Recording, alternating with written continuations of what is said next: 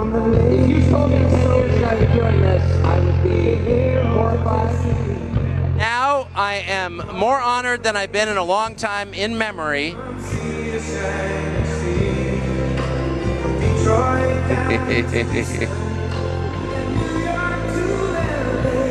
Oh, there he is.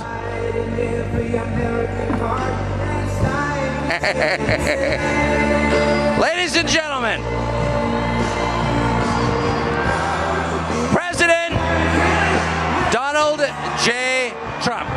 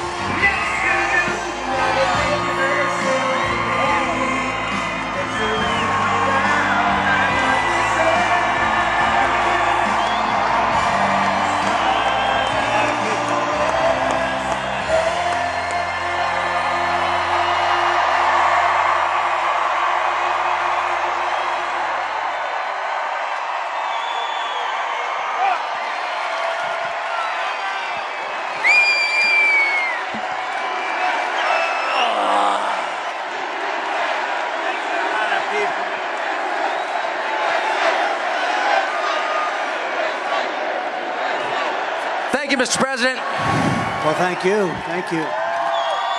So, I've been thinking this for the past 8 years, and I've thought it more frequently this year. What motivates you to keep going? Who the hell knows? I don't know. I just want to be with people like this. There's so much love in this room. So much love, right? Isn't that amazing? No, it's pretty easy. I could have I have a lot of alternatives. I could be in a beautiful beach with the waves hitting me in the face and all that boring stuff. And I've been there, and you get very bored pretty easily. I have one thing in mind. It's called Make America Great Again. That's all I think about. Amen. But was there ever a moment, I mean, I don't want to go through the litany, but I was thinking about it today, because every person in this room has followed this so carefully. But if you make a list of all the attacks, some of which are just mind-boggling in their viciousness and unfairness, culminating with being shot, was there ever a moment where you just thought, come on, this is too much? You like not to think about that, honestly, and there are moments when you don't feel so good about things, but you try not to do that. You try not to, I always like to look forward.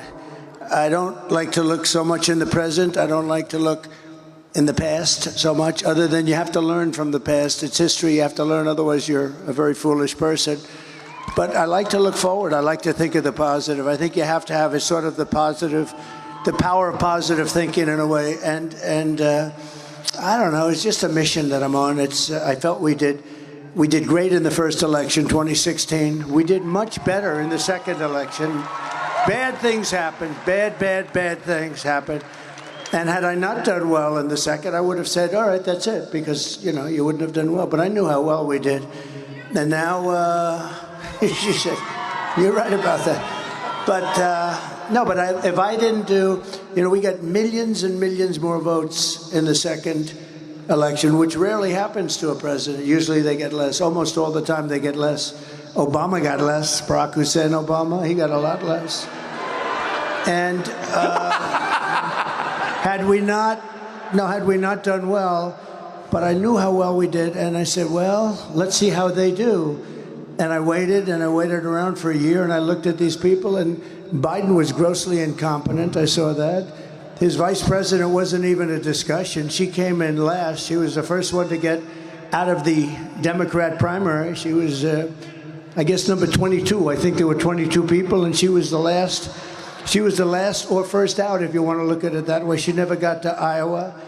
But I was watching, and if they could do well, I would have been very happy. Actually, I would have been very satisfied. But they were grossly incompetent. And when I watched what they were doing and how they were destroying this country at the border, I mean, millions and millions of people. I'm sure we have some in here tonight with us, you know, murderers and drug dealers, prisoners. You know, they have prisons from all over the world are being emptied out into our country, all over the world, the Congo and Africa, not just South America. You know this. They're opening up their prisons and they're bringing them into our country. Anyway, so I watched other things too. I mean, Afghanistan. You take a look at Afghanistan, what happened with Afghanistan, how bad that was. I wanted to get out. We were getting out. We were going to keep Bagram, but we were getting out with dignity and strength. We were strong. And the way they got out, they took the soldiers out first. No, you take the soldiers out last. Anybody would know that. And you watched all of the things that happened. And I said, we're going to do this thing. We're going to do it again. And we're doing well. I mean, now we're going to know in 4 days. But we're doing very well. I think we're leading by a lot. And if we can keep that cheating down, because they're a bunch of cheats, if we can keep that cheating down, we're going to have a tremendous victory. I think it'll go down as one of the greatest victories of all time. So we're going to have an exciting time. We're going to have an exciting time. So you were in New Mexico the other day. New Mexico is considered a pretty blue state. What were you doing there? Well, they're also a border state. They have people pouring in by the tens of thousands, and they're being decimated. They're being hurt very badly. They also have a pretty rotten economy for a lot of reasons, but what they really have is tremendous inflation. But beyond that, because I happen to think that the border is the single biggest issue. I think the border is a bigger issue than inflation. Inflation is destroying, and it's a country buster. You know, inflation, it's broken up many countries, including Germany from many years ago. You look at where there was this was the biggest inflation and the worst inflation we've ever had. They say in 48 years. They don't include a lot of things. It was the worst inflation we've ever had. Inflation is a country buster. So I'm not trying to minimize that, but I think the biggest problem and the worst thing that's happened to this country is allowing millions of people in here that are criminal people. Look, when you empty out your prisons and you put them into the United States, a lot of bad things happen, and they're coming in totally unvetted, totally unchecked. They're pouring in. Venezuela has allowed thousands and thousands of the roughest prisoners in the world to come in. You know, their crime rate is way down. I think like 70%, 72%. They've taken from Caracas and the cities in Venezuela where they have the problem. They've taken the street gangs and they've delivered them into the United States. Thank you very much. They've taken their criminals. They've taken their drug dealers and drug lords. They've taken them out of Caracas and they brought them into the United States. And it is a disgrace. And we are going to have to do a very large deportation because you can't live like that. You can't, it cannot be sustained, Tucker. It cannot be sustained. I think you know that better than anybody. So I do know, I think it's the gravest crime ever committed against the United States, ever, by any country. Our leaders committed it against us. But it does raise the question of motive. It hasn't helped the labor market any. It hasn't helped Americans at all. You've heard a Democratic senator stood up and said the United States military should take these people.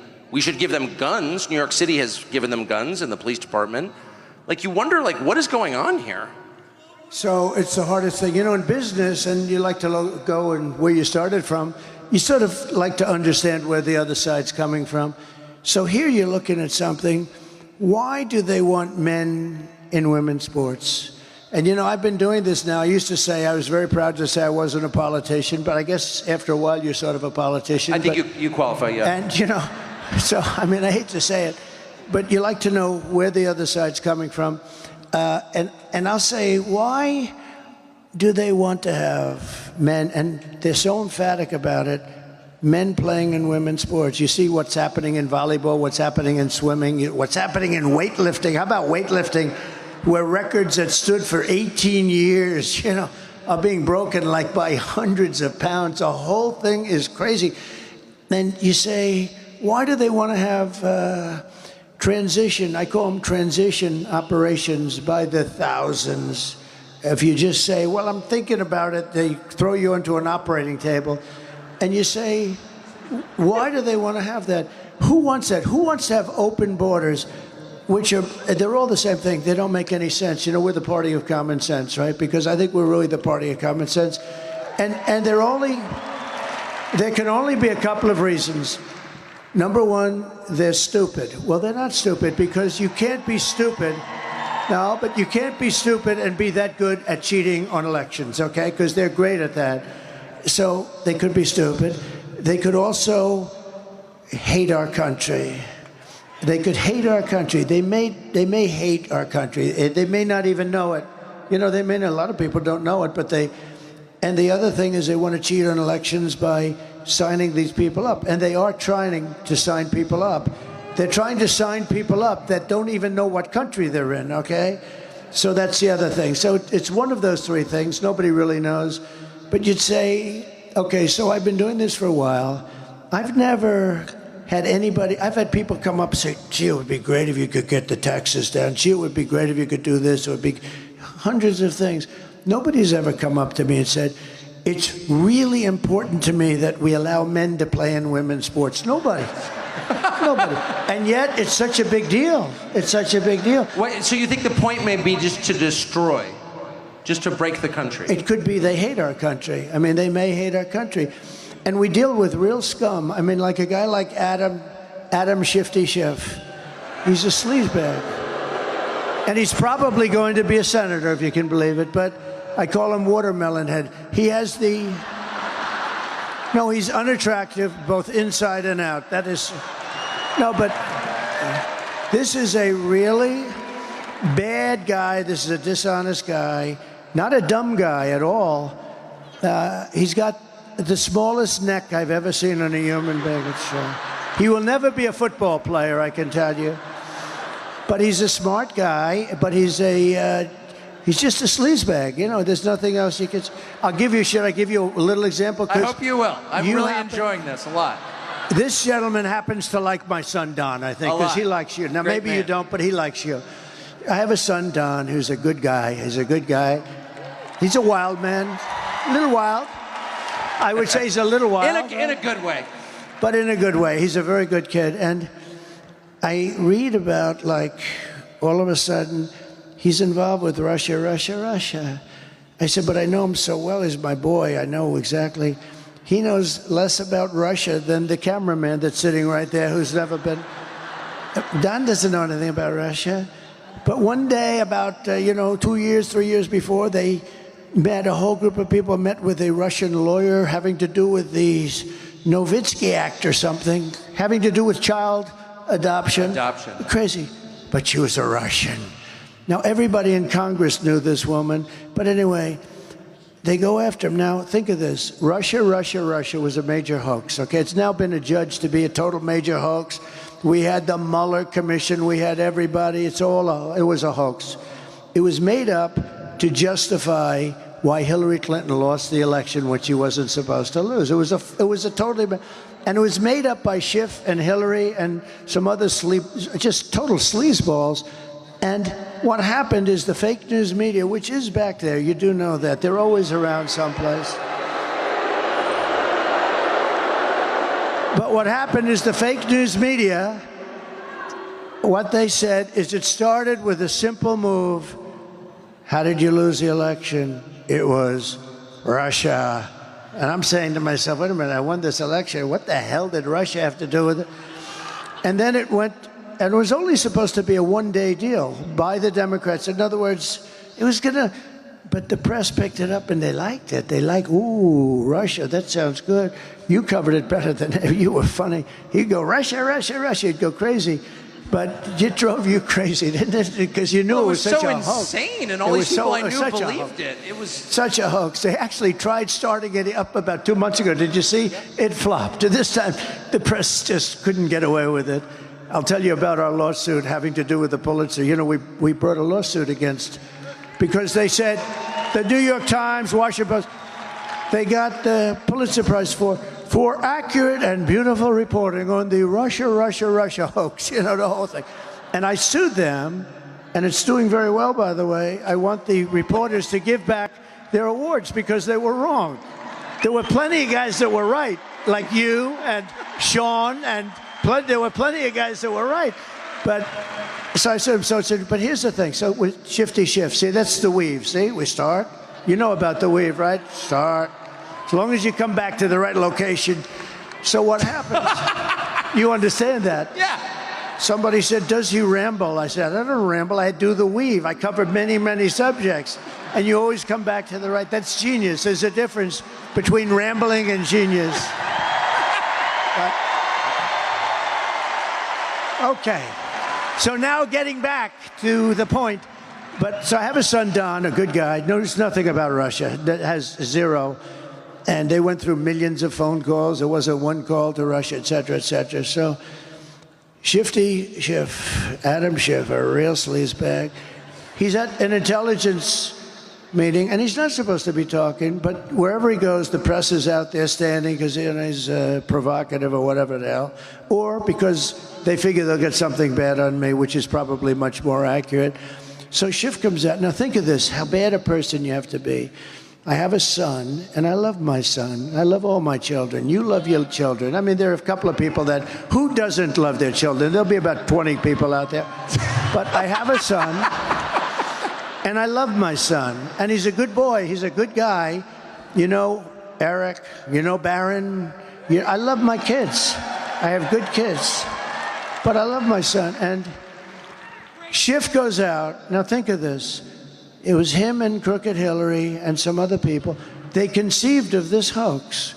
So they know it's a hoax. They know it's not real because it's a made-up story that they conceived, and, you know, they spied on my campaign, all this stuff.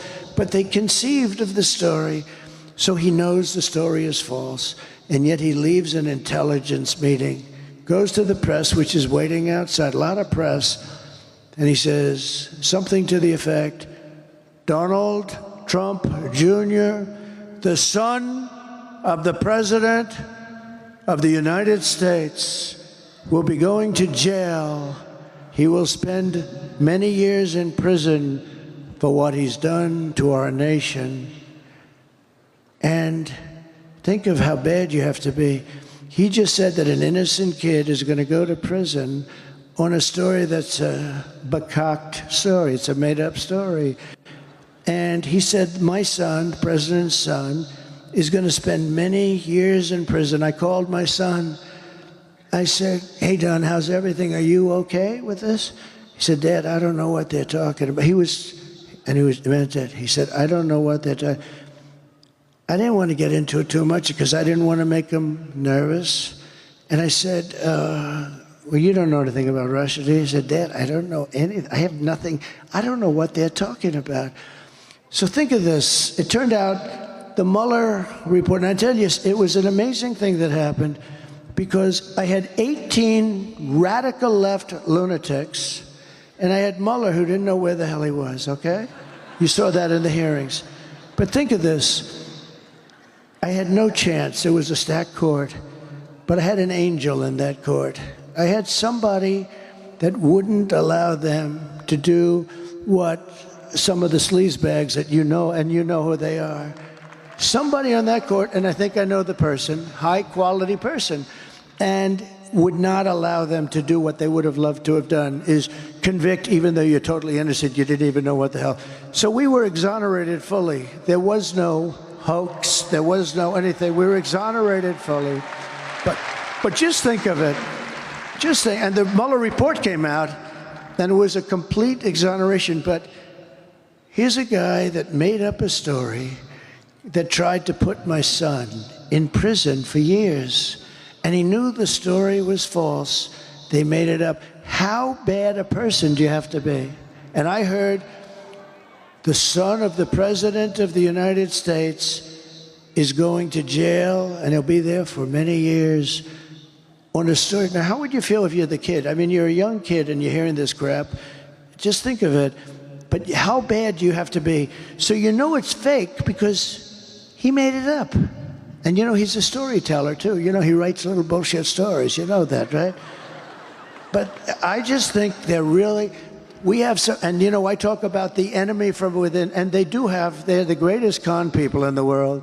Oh, they talk about how dare, that's a threat to democracy. They're the threat to democracy. You know, the amazing thing is where they say, he wants to become elected and he wants to put people in jail. How terrible. That's what they've been trying to do to me for 4 years. And I should say that your son, Don, had 5 small children. Can you imagine threatening a man with 5 kids with prison for a crime he didn't commit? So you said that you were saved in the end by an angel. How have your views about God changed in the last 8 years, and particularly after getting shot? Well, look, I've always been a believer, but I wouldn't say, you know, there's a certain pastor, Robert Jeffress, and I didn't know, his name is Robert Jeffress, nice guy from Texas. And he said, you know, Trump may not be the best Christian of all, but he's the only one going to take us to the promised land because he's the best leader and he's the toughest guy and he's going to be able to get us through this crazy lot. And he was a big supporter. And now I have unbelievable evangelical and Christian support because I've done a great job for them and we're together. But he said he may not know the Bible quite as well as other people are supposed to. But, you know, he also did something. They picked Ronald Reagan over Jimmy Carter a long time ago. You know that they said he wasn't quite as religious, but he's the guy that's going to get the job done. And I did a great job with a lot of things having to do with saving religion because these people want to put religion out of business. These people are, you know, they go crazy when I say the enemy from within. And I said, look, we have China, we have Russia, we have Kim Jong-un of North Korea. We have a lot of people out there. But if you have a smart president, I had a great relationship with President Xi until the China virus came in. And that was a bridge too far, but we'll have a very good relationship. And there's reasons for them to want to like us. There's big reasons. But if you have a smart president that kind of smart, meaning with people, if you have a smart president, somebody that knows what's happening, you're going to be fine. But, you know, we do have an enemy from within. We have some very bad people. And those people are also very dangerous. They would like to take down our country. They'd like to have our country be a nice communist country or a fascist in any way they can. And we have to be careful of that. But they're the greatest con artists in the world because as soon as I said an enemy from within, they said, he's saying an enemy from within. These are sick puppies, I'm telling you. Well, I mean, I gotta say, just objectively, I noticed that the second you left and Biden came in, we didn't have any more Antifa riots, which makes me wonder how is Antifa not the militia of the Democratic Party? Yeah, but you did have a lot of riots, and you have a lot of people being hurt in a different way. You have a lot of people being hurt very, very badly. We stopped. You know, we had a period of time where they wanted to tear down statues. Yeah. And, you know, they thought the statue of Abraham Lincoln should be ripped down immediately and a couple of others. And we stopped them. I signed an old bill that was old and dusty. It was like of 1910, the United Statues Act of like 1910. It said that if you tear down a statue or even get near it, if you don't want it, up to the president, you go to jail for 10 years. And when they started getting a little bit frisky, I took that old dusty statue, hadn't been used in a long time. We took it out, and they were getting a little wild. You remember that period of time? And I said, I had a little news conference, and I said, anybody that touches a statue, they were going to rip down Andrew Johnson. They were going to rip down Andrew Jackson. And the rope was already on them. And I mean, I saw what was going on. And I signed that thing, and I had a news conference. I said, anybody that touches a statue, if you touch the statue, you go into jail for 10 years with no parole, no early getting out. And I looked, because there was a little discord in Washington. I looked at those people from the back, and I saw those people. I saw about 1,000 asses. They were facing me as they headed out of town. They were heading out of town, and we never heard from them again until recently. When you had about 2 months ago, you had some horrible riots in Washington, D.C., where they took spray paint and they sprayed the limestone lions, and they burned the American flags badly. And, you know, I'd like to see anybody that burns the American flag 1 year in jail. I really believe that. You mentioned the enemy within. It's pretty clear, well, it's not clear, it's a fact that the CIA and the FBI, which are absolutely not allowed by law to have any influence in American politics, because that's the end of democracy, both of them and a bunch of other intel agencies worked against you on behalf of the Democratic Party from the minute you got elected in 2016. And they're still doing it. They're working against you now. What will you do about that? So one thing I've learned in Washington, it's all people. You got to get the right people. So when I got elected, I was only, according to the fake news, which I think in this case it wasn't fake, they said I was here 17 times during the course of my life, and I never stayed over. So I wasn't a Washington person. I was a New York person. I knew New York, but I didn't know Washington. And all of a sudden, I'm the president of the United States. I'm saying, and I didn't know anybody. I said, hello, anybody? Does anybody would like to have dinner or something? But so I had to rely on rhinos and good people, too. Even some good rhinos. There aren't too many of them. They're sort of a dying breed right now, I would say, actually. But I had to rely on people that I didn't know to give me information. And I won't use any specifics, but I had some people in government with me, and I realized, and, you know, they have pretty much different philosophies than I would have or than you would have. And for the most part, we had great people. I mean, we had great trade people. I had great military people. I had the real military, not the millies who's, you know, they're stupid people. Some of these people. By the way, every one of those people having to do with Afghanistan should be fired immediately. Every general should be fired immediately. You know, Biden doesn't fire anybody. That's why he never has books written about. Well, two reasons. Number one, nobody cares about him. It's not like, oh, let's write a book about Biden. Nobody cares. But the other thing is that he never, I don't think, has he fired anybody? I don't think he's fired. I fired a lot of people. I didn't like people. I fired them. And then he immediately get called by the New York Times or somebody because they're very, I mean, they truly are the enemy of the people. They're the enemy of the people. Those people right there, not all of them, but about 91%, they're the enemy of the people. So they'll say, oh, he got fired, therefore he... And the interesting thing about firing people, you can fire them really nice, like I've taken months nice and easy, have lunch, let's think about it, In the end, they get fired, and then they wake up the next morning, that son of a bitch fired me, right? Or you can do like I did on The Apprentice, you're fired, get the hell out of here. Doesn't matter.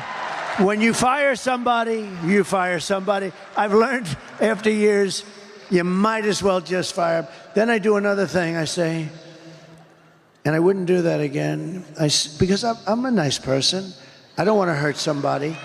I say, give me a letter. You know what that means? Give me a letter. I said, look, it's not working out. You're not the guy for me. Give me a letter of resignations. I say, give me a letter. Everyone knows what that means. So a guy will write a letter, dear. And then he'll say he quit.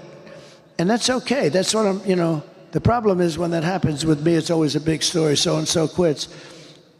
Virtually every person that gave me a letter, I said, give me a letter.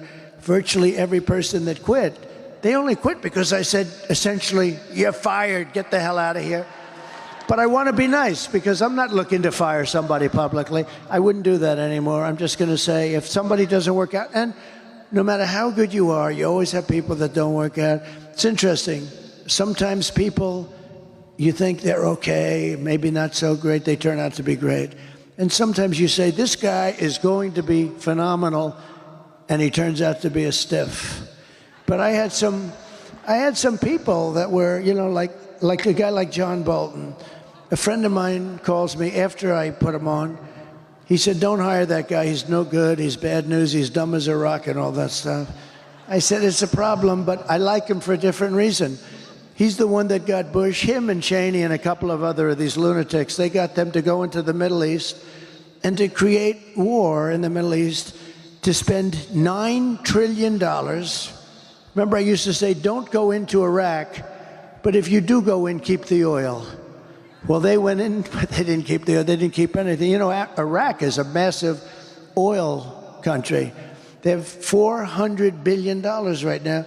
But I said, don't go in. But I said it as a civilian, so people cared because for whatever reason, I get a disproportionate amount of publicity. And someday he's going to explain to me why. Will you explain that to me? So even as a civilian, sort of, before I ran, but I'd be very much, you know, involved with things and statements. They'd call and ask. But I said, don't go in. They went in. It was such a bad decision. So Bolton, see again, you get back. Bolton, a real dope.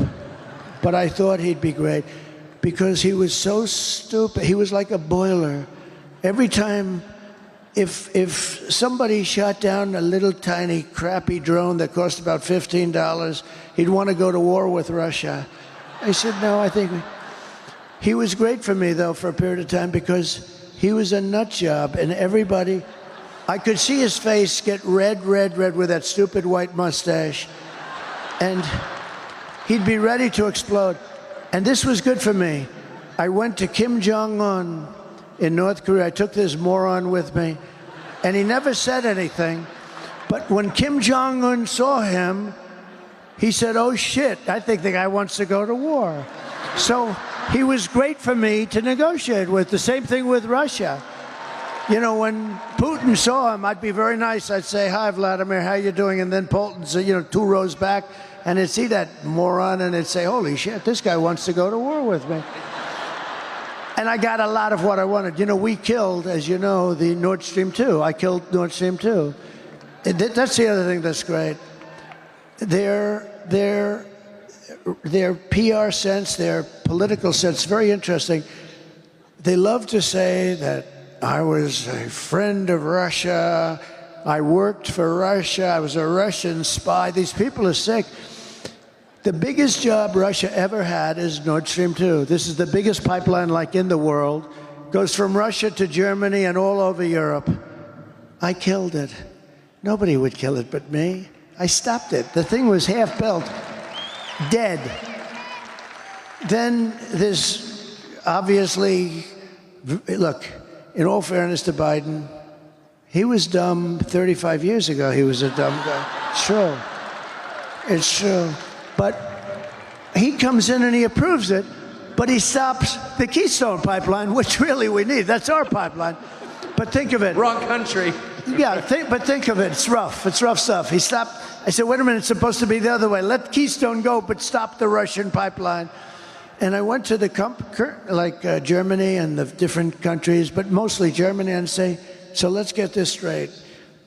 We're helping you and guarding you from Russia, but you're paying Russia billions of dollars a month for oil. How's that working? That's not working, dude. I mean, the whole concept. Anyway, I stopped it. And then I keep reading stories that, oh, I was a puppet for Russia. Putin actually said to me, if you're a puppet now, I'd hate to see if you were angry, because this was the biggest economic job. This was the most important thing that they probably had ever done, and I stopped it. It's all about the people, Tucker. If you have the right people, it goes beautifully. It's like in my real estate business. If I have a good building here and I have a good superintendent of the building, and that guy's doing a great job, and I've done it over the years with my father, would have a building and another building, and you'd have a great super here and a lousy super there. The one here, the building, everything was perfect. Over here, everything was crappy. So now I say, let's take this super, move them over here. It worked beautifully for there, but not for there, because now all of a sudden that one doesn't. it's all about the people. You got to put the people in. And if I have any complaint about myself, and I don't really blame myself, because in all fairness, I became president of the United States, and I never did this stuff before, you know? It's pretty good. I never did it before. I was driving down Pennsylvania Avenue with Melania, the new First Lady, who's great. People love her. She's got the #1 selling book. Tucker, she's got the number. Melania right now has the #1 selling. Go out and buy it. It's a great book. It really is. But think. So I had never done it before, and I do it. We had 18 people, including me. We had debates, and all of a sudden, we had 17, 16, 15, and they started disappearing. And a lot of people thought I was doing it just for fun. You did. I think Tucker did too. He thought I was having a good time. I was having actually having a good time. But all of a sudden, did you notice they started to disappear? Then you have 10 people, and then you had low energy people. You had a lot of interesting people. And then I came up with nicknames for everybody, and for the most part, they were extremely destructive, right? We had some beauties. We had some, like Pocahontas because I don't use my Republican names anymore because I'm friendly with all those guys. We retired those names. But all of a sudden they start, and then we get down to 10, so now 8 are gone, and we're down to 10. Remember, we needed 2 stages because there were so many. I said, we have the children's stage, and then we have the grown-up stage. And it was all based on the numbers, the ratings, the numbers, your popularity, how you're doing.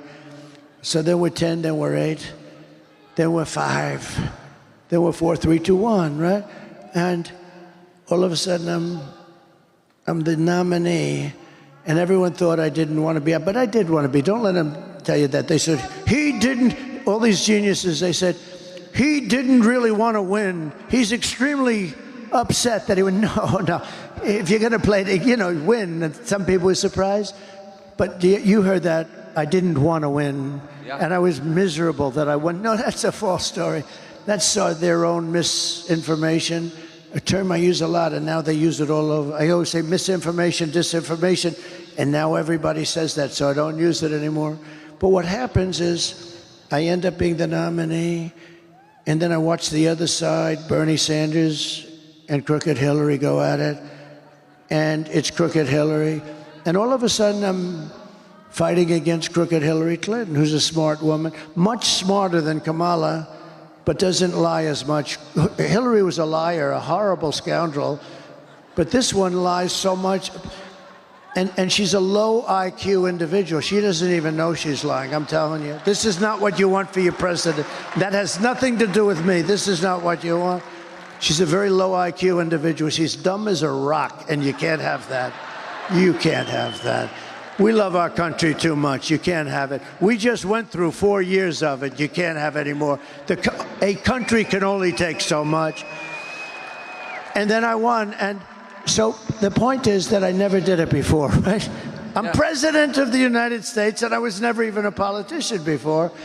And I picked some great people, Lighthizer in trade, and we had a lot of great people. But what's interesting is it's all about the people. You got to have the right people. When you ran in 2016, the leaders and heroes of the Republican Party were the Bush and Cheney families. And is it weird for you to see Liz Cheney, that'd be Dick Cheney's repulsive little daughter, running against you with Kamala Harris? Well, I think it hurts Kamala a lot, actually. Look, she's a deranged person. The reason she doesn't like me is that she wanted to stay in Iraq. She wants to, tough person. People get killed all over. She's real tough, right? They're not the tough people. Don't forget, I went against her, and in her state, which is a great, beautiful state, she lost for Congress with the highest number in history. There has never been a congressperson that lost by almost 40 points. And the reason is because if they were ever in that situation, they'd quit. And she lost. She was beaten by a tremendous person, actually, tremendous, that I backed fully.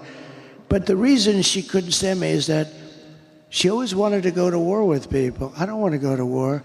She wanted to stay in Syria. I took them out. She wanted to stay in Iraq. I took him out.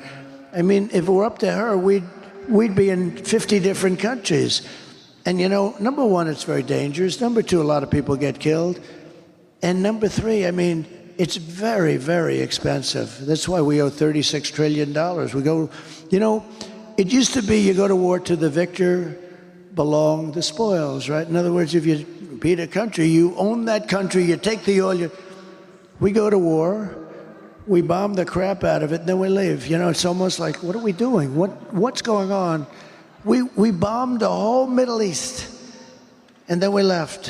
What did we get? We got nothing. We destroyed. I mean, we bombed the hell out of everything. You know, when they took out Iraq for 1,000 years with different names, you had Iran and Iraq, similar powers. They were the two big ones. And for 1,000 years, they would fight each other this way, this way, this way, then they'd rest. This way, then they'd rest. They were a self-check. Then one day we go in and bomb the hell out of one. We destroy one.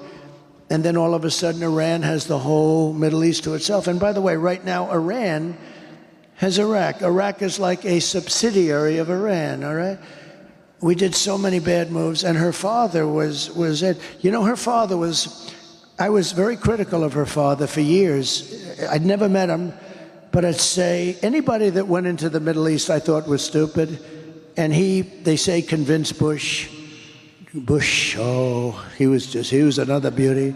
But he supposedly convinced Bush to go in, him, Bolton, and some other lightweights, convinced them to go in. Let's go into the Middle East and destroy the whole place and kill millions of people. So they went in. But I was never a fan of Cheney. I was always very critical.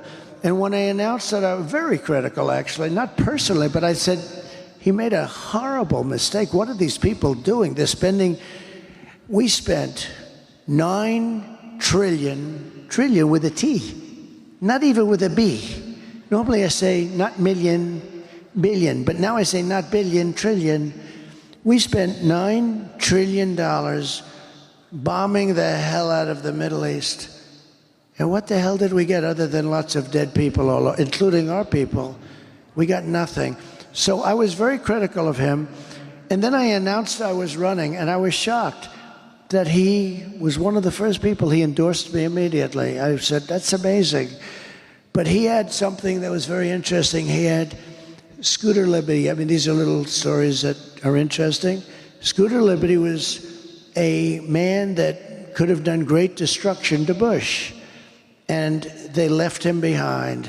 He was given to the prosecutors. They prosecuted him rather violently, and he was almost like a sacrificial lamb. And as somebody that knows a lot about what's happening, I said, you know, if I were ever president, I'd do something with that guy. That guy got treated very badly, Scooter Libby. And when I became president, I actually called Dick Cheney. I said, let me ask you about Scooter Libby. He was best friends. He was begging Bush to give Scooter Libby a pardon, but Bush didn't have the courage to do it. You know, it takes courage to give a pardon. It does take a certain courage because the press comes after, you know, et cetera, et cetera. And he didn't have the courage to give him. He should have given him a pardon, but he didn't have the guts to do it. But Scooter, and what happened is Dick Cheney, for years, for a long time, hated Bush. And don't let anyone tell you, he hated. He said, you don't leave your wounded behind. And I understand that. And Scooter Libby really saved Bush, because he could have said things that would have been very dangerous for Bush in terms of getting impeached, in terms of going to jail, in terms of bad things happening. But Scooter Libby didn't do that. And in all fairness to Cheney, I give him credit for this. He was very loyal to him, but he couldn't get Bush to do what he should have done. I came into government, and I did what they should have done. They didn't have the guts to do it. I did it. And Scooter Libby was pardoned. I gave him a pardon. And I never met Scooter Libby, by the way. Never talked to him before that. And I got a call from Scooter Libby after I did that, and he broke down in tears, thanking me so much. And then Cheney called me, and he said, that was so incredible what you did for Scooter Libby, because he was really on Scooter Libby's. Scooter Libby took a lot of heat and took all of it and didn't say anything bad about Bush or Cheney or anything else. Could have done it, I know, because you have guys that do that, and you have guys that lie, which is worse, right? But you have guys that do that. But he was very loyal to them, and he suffered greatly. I released him. Cheney called me. He said, it's one of the nicest things I've ever seen done in politics. I said, look, I've heard for years he was treated unfairly. I've heard for years that Bush should have given him a pardon. All I did is do something that somebody else should have done. And Cheney was so, he said, I really want to thank you. He said, now I'm so glad that I actually endorsed you. It's amazing, but that you would do this. And I didn't speak to him about it. But then, go a couple of years forward or go now. And I don't blame him for sticking with his daughter. But his daughter is a very dumb individual, very dumb. She's a radical war hawk. Let's put her with a rifle standing there with 9 barrels shooting at her, okay? Let's see how she feels about it. When the guns are trained on her face. They're all war hawks when they're sitting in Washington in a nice building saying, oh, gee, let's send 10,000 troops right into the mouth of the enemy. But she's a stupid person, and I'd have meetings with a lot of people, and she always wanted to go to war with people. So whether it's her, whether it's Dick, I was surprised a little bit with Dick Cheney. I didn't know him at all. I only had essentially the 1 or 2 phone calls, and it was only a call saying, thank you very much for doing that for Scooter Libby. That was nice. And Scooter Libby, by the way, was beyond that. He couldn't believe that it happened. Nobody would do it. They should have done that for him years before. But I was a little surprised because I actually thought that Dick Cheney would go with me over his daughter, and he didn't. And you know what? I understand it. It's your daughter, and you go.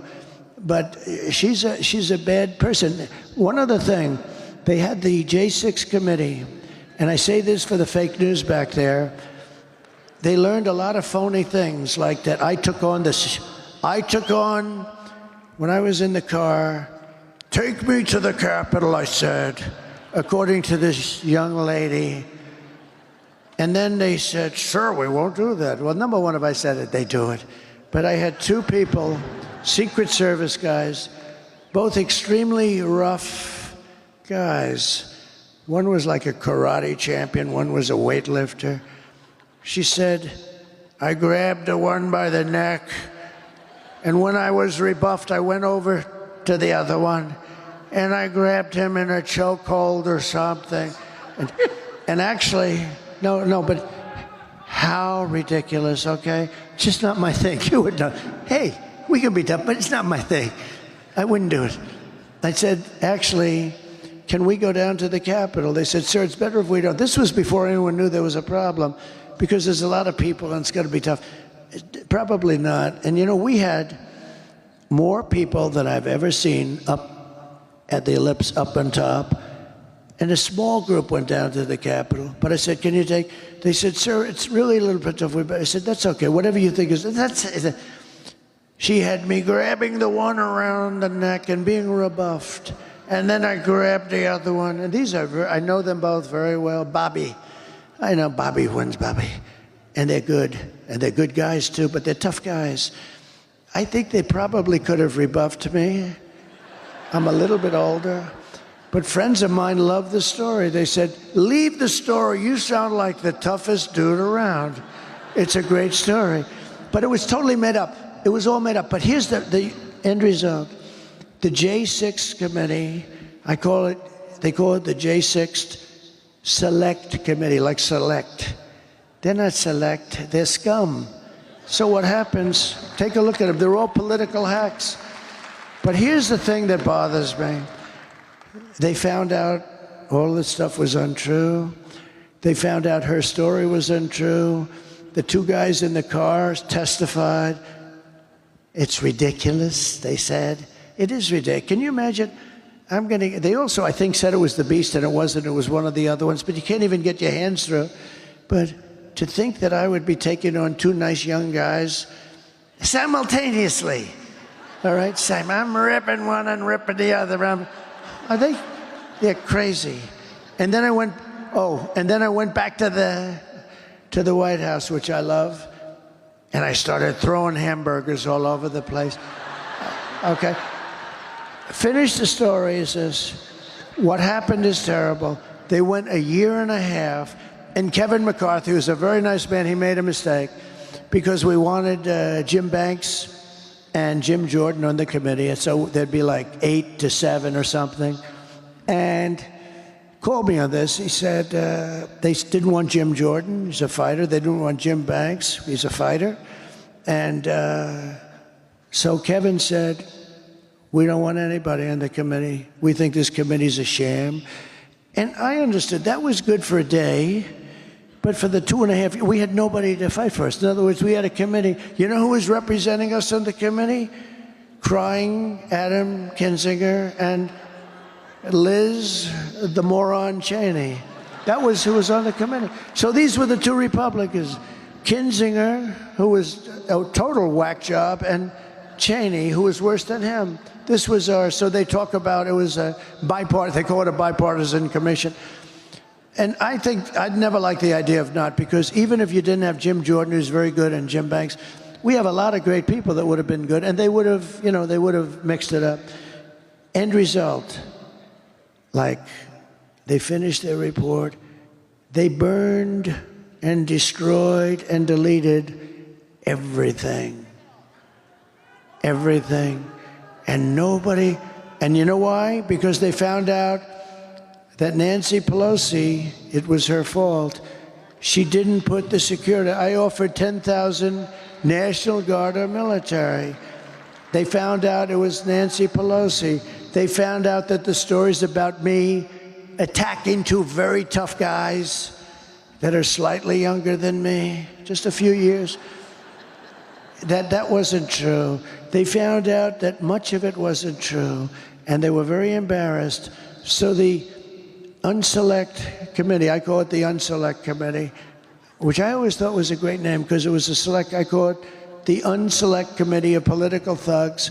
What happened is, think of it, end of the story, they deleted and destroyed all evidence, all documents. There's nothing. And the reason they did it is because they were guilty as hell. It's the greatest cover-up, and the fake news back there will not cover it.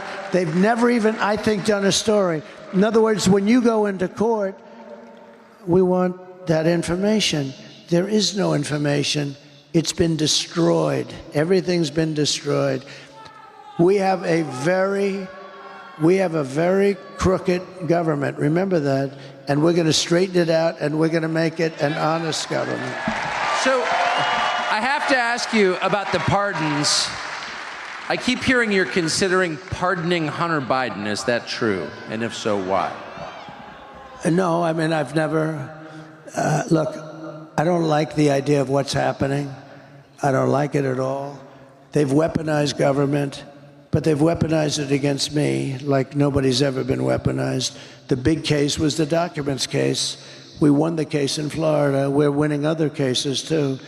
But I've had to devote money and time to this. Instead of running against these stupid people, I had to devote a lot of money and a lot of time, which is what they want. I had Fani, F-A-N-I. To me, it's Fanny, but she said Fani.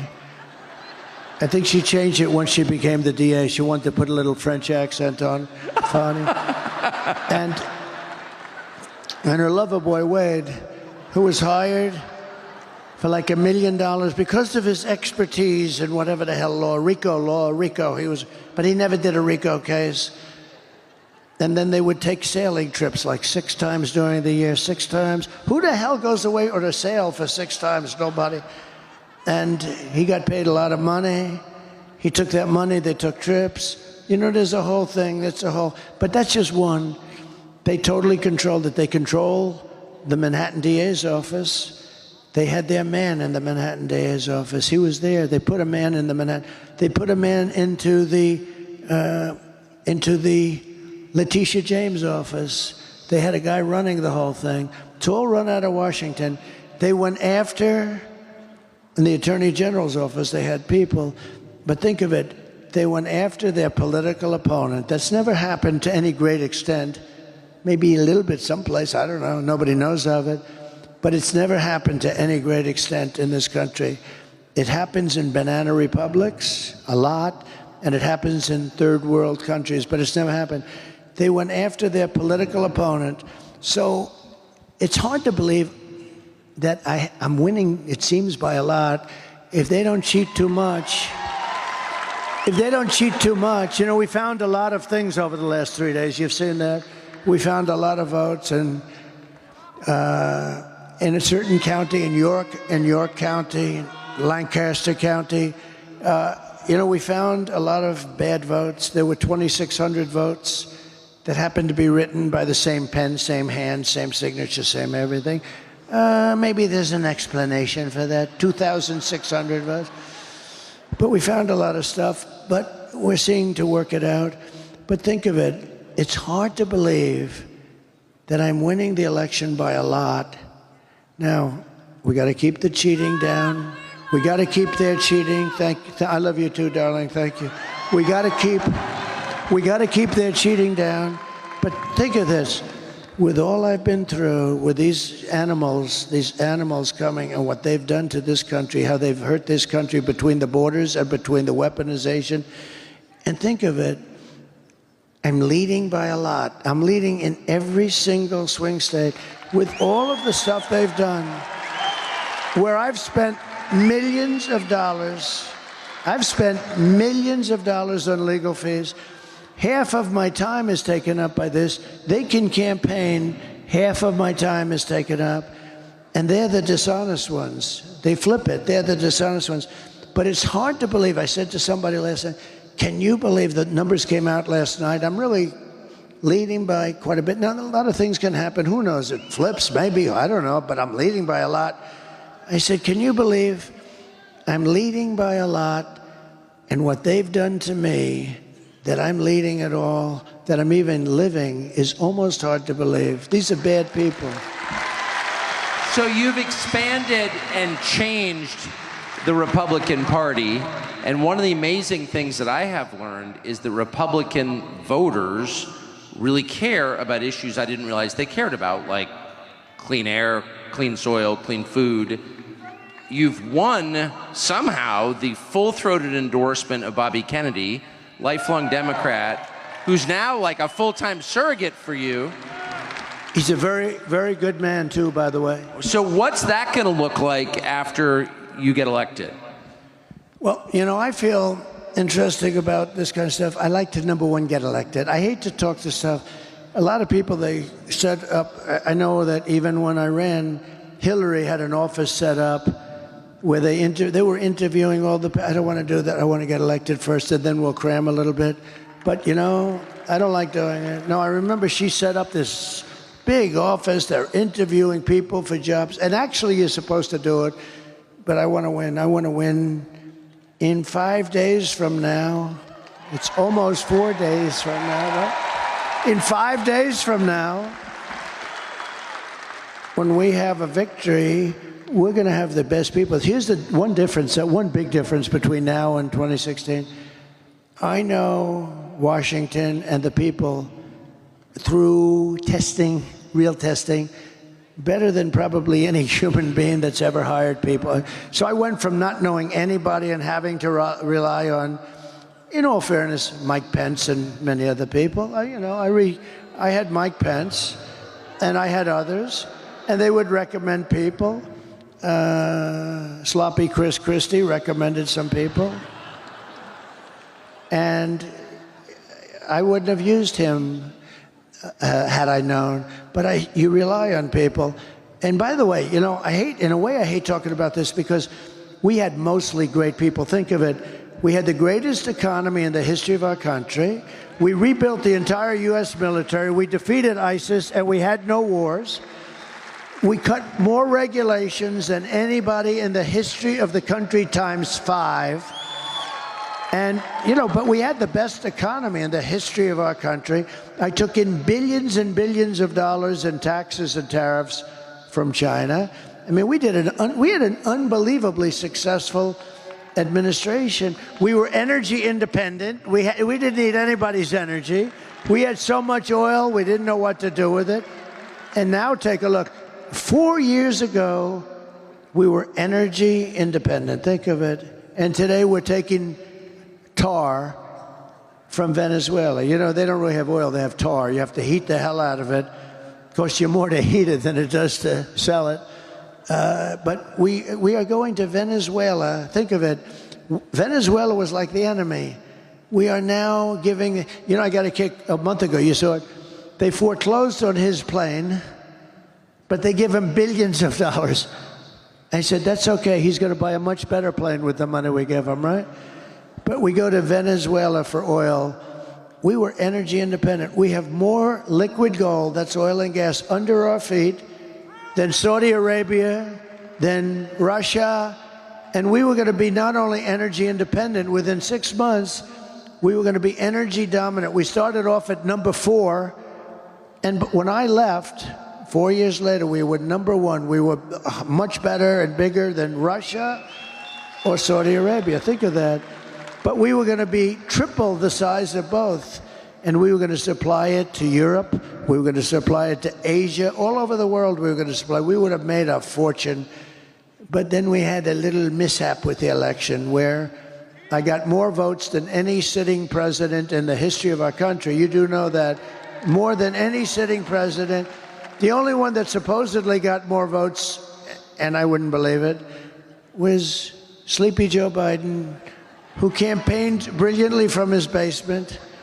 People had no interest in this guy, but he got more votes than anybody in the history of the United States of America.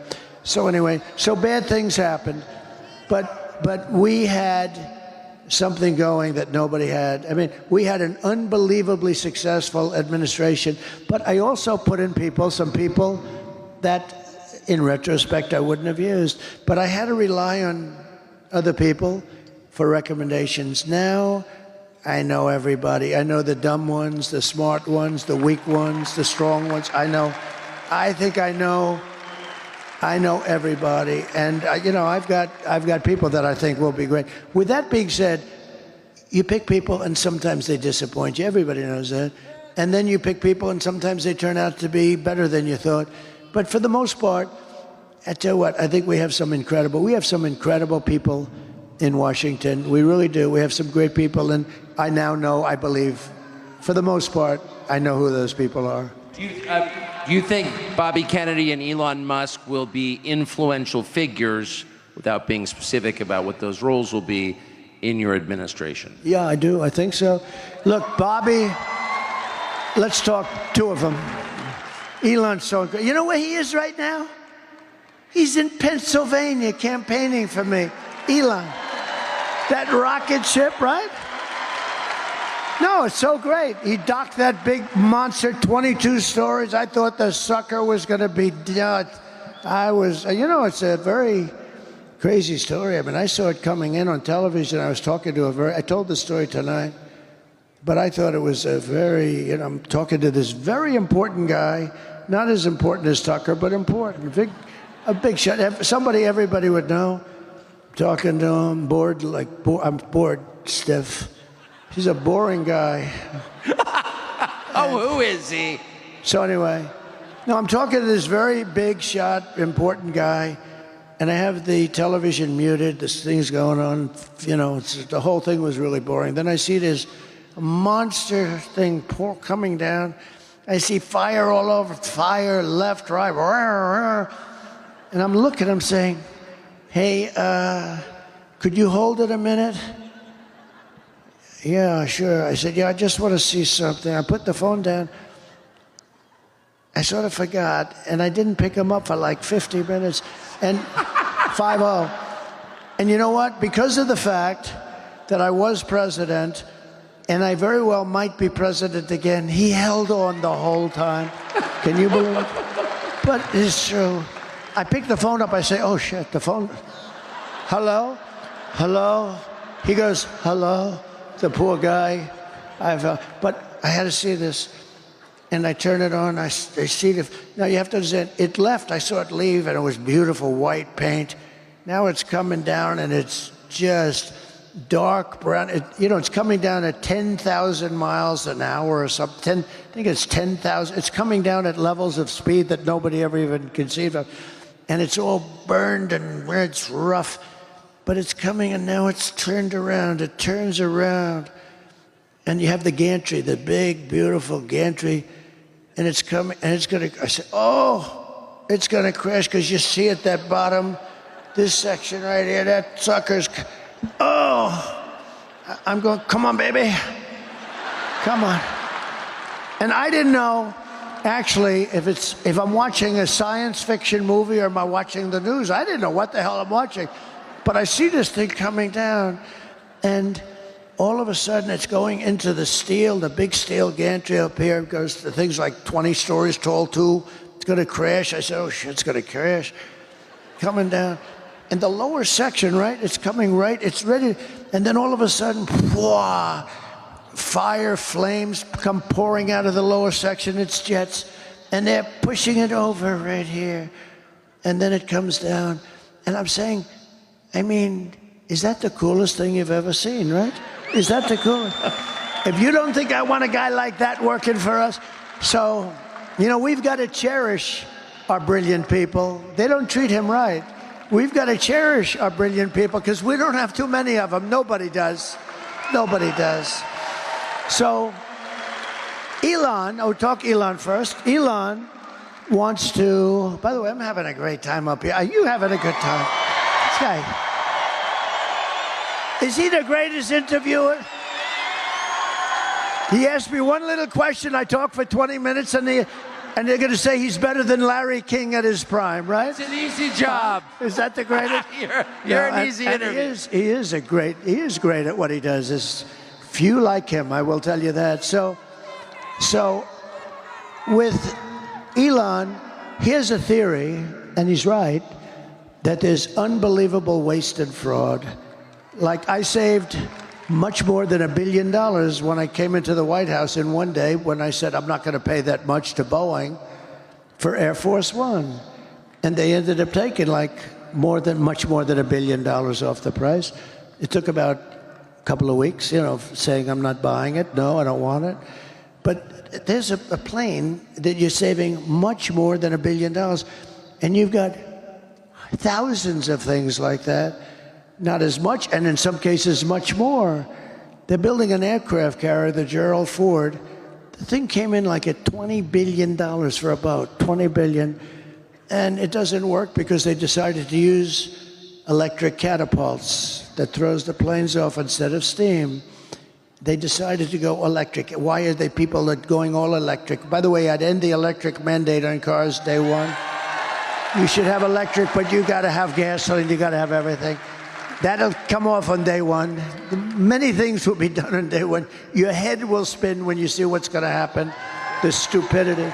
But what I like about Elon, Elon's a great cost cutter.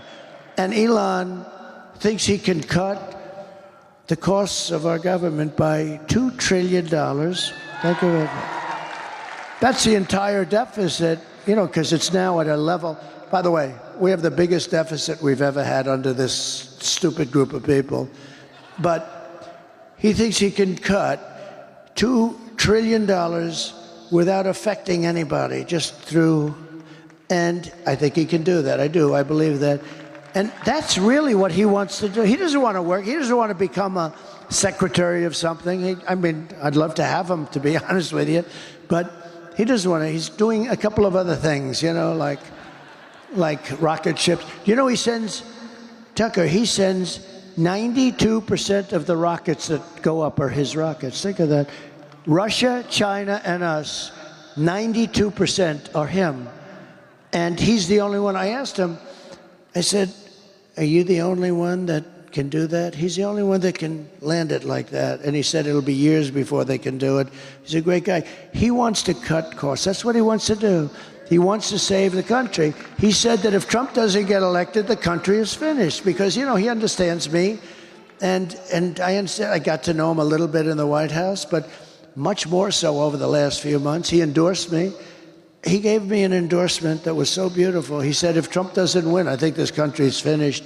He's worried about the country. He's worried about it. He thinks he can save $2 trillion, in which case we don't have a deficit. I mean, the whole thing would be $2 trillion a year, by the way, a year. And I will definitely, now, Bobby is great. The only thing I'm a little bit worried about with Bobby, so I want him to work on health, and I think there's nobody like him. I mean, I think he's right with so much of the things he's talking about, because, you know, we're not a healthy country. If you look at some of the countries in Europe, they're much more healthy than us. We're a rich country. I mean, you know, we got to get rid of a little debt, but that's okay. I've typically been very good at that. I've been very proficient at that. I've had it both ways. I've had a lot of debt and I've had very little debt. And as you get older, having very little debt is much better, believe me. But you know what? He really wants to, with the pesticides and the, you know, all the different things. I said he can do it. He can do anything he wants. He wants to look at the vaccines. He wants everything. I think it's great. I think it's great. The only thing I say to Bobby is, leave the liquid gold under our feet alone. We want to have a little gasoline. Because you know what I'm going to do? We're going to unleash much of that. And we're going to, you know, Germany tried to go all green and they almost destroyed their country. And that was the end of Angela, by the way. That was it for Angela. They went all green. They had windmills all over the place. And the wind stopped blowing for a couple of weeks. And that was almost the end of Germany, actually. But the only thing, and I say it jokingly, but I say, Bobby, I love you looking at health. I want you to take care of the women of this country, the men of this country, and the children of this country. You don't have to worry about anybody else. But the one thing you got to do for me, Bobby, is leave what's under my feet, the oil and gas. You leave that to me, Bobby, because we're going to make so much damn money, and it's clean. It's going to make it clean. We're going to make, you know, look, China doesn't have that. That's why China's going electric. If we go electric, we're playing right into their hands. We have oil and gas. They don't. They have things for making the batteries and other things. They're going to make the electric cars. We're not going to be making the electric cars. The problem with the electric cars, and I think they're great in a smaller application, they don't go far, they cost too much, and they're going to be made in China. 3 minor problems, okay? But if you listen to this government, they want to make army tanks electric because they want to invade countries with their army tanks in a very friendly way from the pollution standpoint. The whole thing. You know what you have to do? The batteries are so big, they have a design where the army tank is going in and they have like a wagon, like a child's wagon with these massive batteries. Wait, we're going to have these green wars? These people are crazy. No, they want trucks to be all electric. The problem is they don't go far. That's a problem. You know what else is a problem? So the trucking industry comes to see me because they think I'm going to win. And they come in to see me. And these guys come in, and they're great guys. They've been in like Roger Penske. How good is Roger Penske? The guy's won, but he's in the trucking business too. He's won like 19 Indianapolis 5. Think of how good this guy is. Japan spends billions on coming up with a race car. Germany spends billions. I don't know if they've ever won, maybe 1 or 2. Roger Penske is an incredible guy. He won 19 Indianapolis 500s. It might even be 20. That was 2 years ago. I gave him the Presidential Medal of Freedom because I said he deserves it. After the 19th, I said he deserves it. But the truckers came in to see me. They say, sir, they want us to go all electric and it'll destroy the industry. Why? Because a truck is 2.5 times heavier if it's run by a battery. I said, that's not good. I don't like that. What does that do to the bridge? He said, how did you pick it up so fast, sir? Every bridge in the United States would have to be rebuilt. Every roadway would have, because they're not set for that kind of weight. Little problem. They don't go far, right? They only go. I said, how many times would you, New York to LA, how many times would you have to stop? 6 times, sir, 6. How many times would you have to stop if you loaded up with diesel fuel? we wouldn't have to stop at all, and we can come back a little bit of a ways, too. I said, that's a problem. They have a lot of problems, right? Another problem is the battery is much bigger than the tanks of diesel, so it would take a lot of their payload out. You know? I said, have you explained this to the government? Yes. What do they say? We don't care. We want all electric. You know, I mean, these are problems that fairly short term are absolutely insurmountable, but the government is pushing them anyway. So we have to bring common sense back to our country. We have to have borders. We have to have fair elections. You know, we shouldn't be worried about how they're stealing in Pennsylvania and we should have fair elections. We should have one-day elections, all paper ballots, voter ID, and we're finished. So I know you've been up, your schedule is, and this is not a talking point, your schedule is beyond belief, and I know you've been working since 6 a.m. this morning. I don't even know what time it is or what time zone we're in. So this is my last question to you. But after almost 10 years of doing this, going around the country speaking to huge audiences, almost a decade, you're 4 days from, that's it. How do you, are you sad about that? How do you feel? So, you know, we have these rallies, and it's nice to have a president that doesn't need a teleprompter. Isn't it really nice? And because you can't have successful rallies if you're reading, oh, they were, wah. Everybody would pick up, and we have great rallies. We have the greatest rallies. Even look at this crowd, although I would assume they're here for Tucker, mostly Tucker. Look at this crowd of people you have here. This is not a normal. This isn't normal. People, too. No, this isn't a normal situation. I mean, what the hell time is it? And you go back, this is a monster building. I don't know how many people you have here, but you also have a lot of people outside. When we were driving up, there were thousands of people outside. So I was making a couple of days ago, and I said something that I've never said. I said, you know, I've been doing this for 9 years, and you've been with me. This is the greatest political movement in history, by far. By far. It's MAGA. It's called Make America Great Again. I'm going to be nice to him. When our president, when our slightly off, I mean, look at the way he performed in the debate. They should have never taken it away from him. Look at the way he performed. He was brilliant. Okay. So, but they knew that a long time ago, okay? And she knew that too. And our country's in danger. We're dealing with Kim Jong-un. We're dealing with we're dealing, by the way, with unbelievably smart, talented, vicious people that are at the top of their game. And we're dealing with people that, number one, aren't smart. They never were. They never were. She wasn't. She was a bad student. She couldn't pass her damn law exam, okay? She wasn't smart, and he was definitely not smart. And we're dealing with other people that are at the absolute top of the poll, and we can't do that. That's a great danger, and people should have let us know. But I was talking, and I said, we've been doing this together for 9 years. You know, we love these people. The people are so great. They were sitting, it was like a sea of red, the red hat. And I said, we've been doing this together for 9 years because, you know, a year before I started, in terms of before we won, almost a year anyway.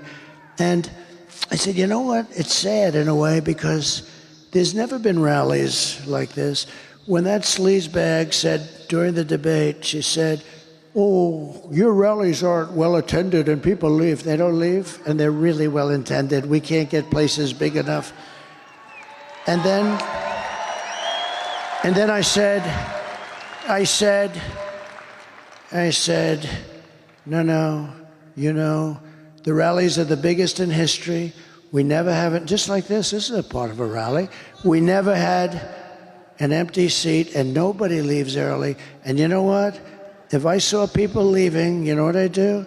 Ladies and gentlemen, we're going to make America great again. Goodbye, everybody. And everybody would be happy. Nobody would leave. But we don't have to do that. Nobody leaves. It's a love fest. It's never happened before. This has never happened before. He's a big fan of Ronald Reagan, so am I. But if Ronald Reagan, let's say, went to New Mexico like I did today, we probably had 25,000 people standing in an airport early in the morning today. But we have massive crowds. Look, we had 107,000 people in New Jersey. We had 101,000 people in Butler just a few weeks ago, right? We had 114,000 people in California a month ago, right? 114,000.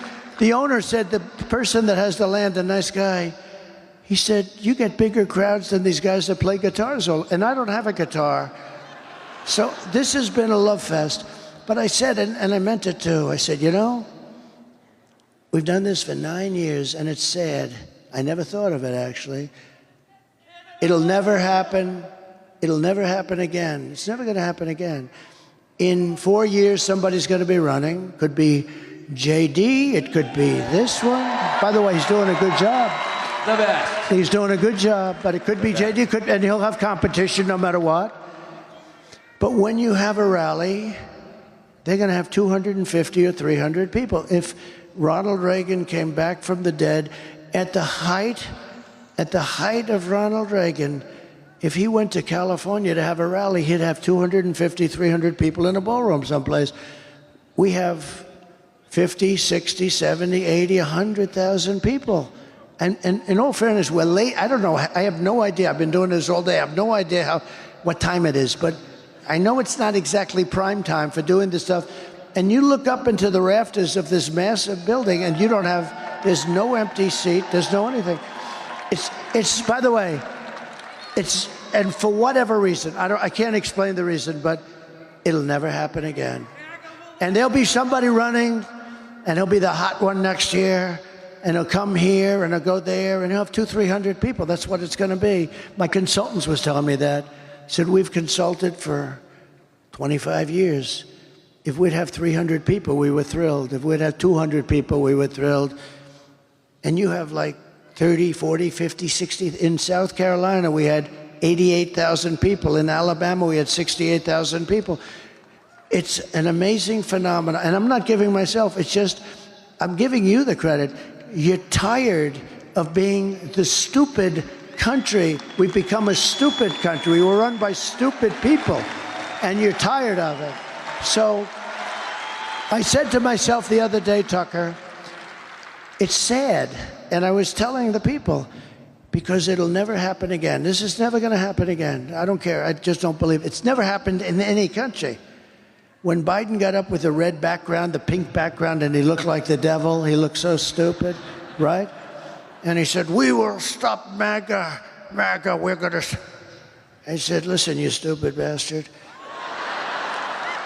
MAGA means, because I think if you asked him what does it mean, he doesn't know.